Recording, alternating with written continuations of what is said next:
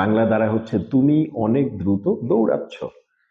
আর ইংলিশে হয়ে যাবে তুমি দৌড়াচ্ছ অনেক দ্রুত। That's it. জাস্ট কথার চিন্তার একটু পার্থক্য। তুমি দৌড়াচ্ছ অনেক দ্রুত। You are running very fast.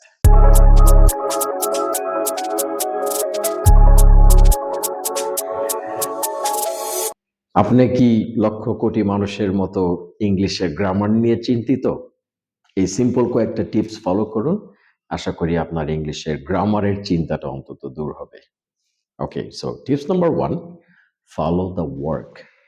English ভাষাটা হচ্ছে কাজ কেন্দ্রিক। কাজটাকে ঘিরে ইংলিশের সবকিছু চলে। ওকে, যেমন ধরেন যে আমি যদি এখন বলি যে একটা কাজের কথা ধরি আমরা, say for example cook. Okay, so রান্না করা। সো এখন আমরা এই কাজটাকে কয়েকটা প্রশ্ন করি। Okay, so who is cooking? I am cooking, আমি। ওকে, সো কখন? এখন। ওকে, কিভাবে? By myself. ঠিক আছে, সো তাহলে কি দাঁড়ায়? I am cooking by myself. So এটা গেল রান্না। আসলে আমরা একটা ভিন্ন একটা কাজের কথা চিন্তা করি। সে ফর এক্সাম্পল রান।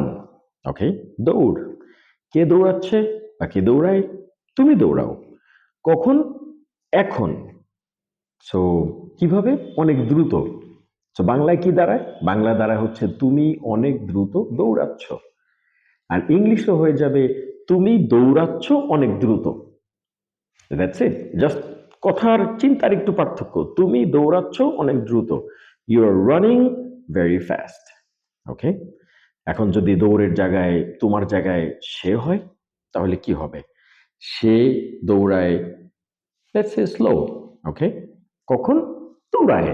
মানে এটার কোনো ঠিক নাই, টাইমের কোনো ঠিক নাই। সে দৌড়ায় ধীরে। সো সে দৌড়ায় ধীরে। He runs slow. That's how simple it is.